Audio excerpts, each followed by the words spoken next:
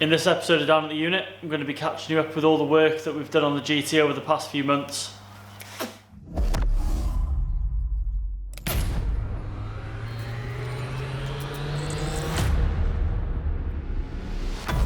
So one of the big changes was the removal of the original fuel tank and original fuel lines. As an offer I couldn't refuse came up to have an external tank and swirl part, AN fitted lines, Speed Vision fuel rail and RX8 injectors. So that really took care of my corroded fuel line problems, and they were really corroded, trust me. The engine bay has been resprayed and treated as much as they can, and it looks sublime, to be fair, in gold. Love the black and gold theme, and that's pretty much what's going to be going on with throughout the car, really. I've stripped the interior completely. Me and Ads have resprayed the back of it black, just gloss black, nothing fancy.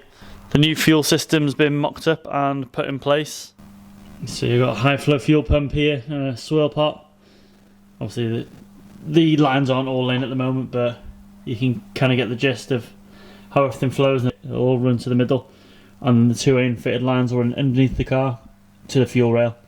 Well, to a fuel pressure regulator first and then the fuel rail.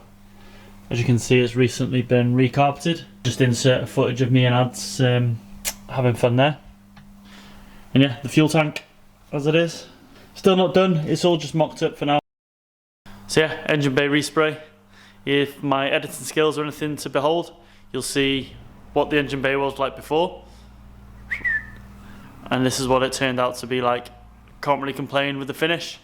All done in the unit. It's not the cleanest of areas, but we treated any bit of rust, well, anything needed shooting with zinc primer just to protect it, to give it some longevity, to make it last a bit longer. There wasn't really much rust on the engine bay side, to be fair, which is quite good because these things are usually prone to rust. So yeah, the main problem was with both of the sills. They were, how can I say, worse than Davy Jones's ship, and that's even before it's touched water. You could literally poke a hole, and yeah, it wasn't good.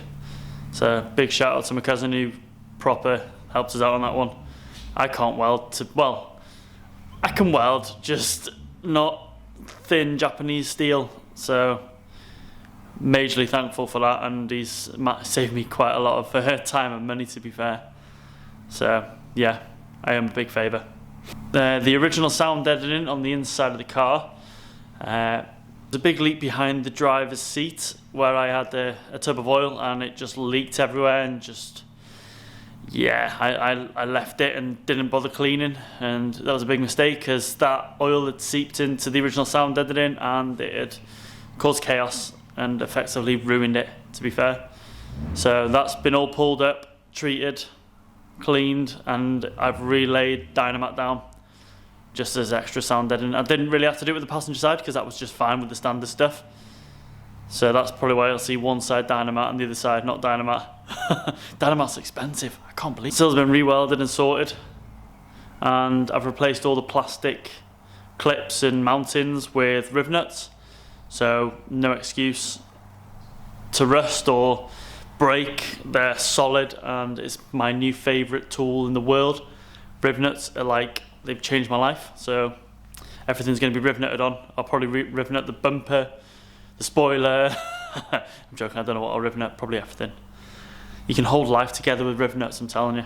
So yeah, I've also had a bit of a project with the doors at the moment. I had the idea of removing the bottom door card on the door so that it would make it look a bit wider, which I think it has. You can be a judge for yourself. A lot of people not like it, but some people might like it. As you can see, it looks, when it's black you'll notice it a lot more, but you can see where the door card comes out. There's quite a bit of thickness there, to be fair. And you can see how much it comes out by looking at the white GT. I mean, look at that. Door card that is now removed, the missing. As you can see, those bolts go into riv nuts. All of this will be Sikaflex when it's all back to normal. I'll probably end up building a wider kit. I've got some plans. The underside of the car has been undersealed with a gun. Cut some footage of me doing it. Don't laugh. Bought a cheap gun to hook up to the compressor, so made it easy, to be fair. Prepped it, sprayed it, easy, job's a good one. The boot lock has been removed, fiberglass and smoothed off, so no rear boot lock to get in the way, or it's the boot lock and the wiper that I've smoothed off with quite a bit of help from ads. So yeah, cheers mate. Other plans as well, I've removed all the brake lines, the original brake lines, so I'm going to rerun them inside the car. So obviously the two that go from the front, and then the two will run inside the car, split off, and then I'll route them to the rear calipers. It'll save any issues long term for rust when it comes to brake lines, and it'll give it that race car look, to be fair. I'll probably want to look to put a brake bias valve in the middle, just so I can limit the amount to the rear. And the Wilwoods will be going on the front of it, so I'm going to have all the stopping power I need on it. But yeah, that's pretty much the updates so far and what she's up to. Just like to say thanks to everyone who subscribed and been patient with me, because I really haven't put much footage out there recently. It's all literally just been Instagram. This one's for you guys.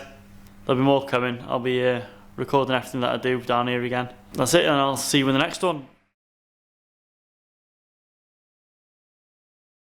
My little mascot's still there. Hello. I forgot how good these wheels looked.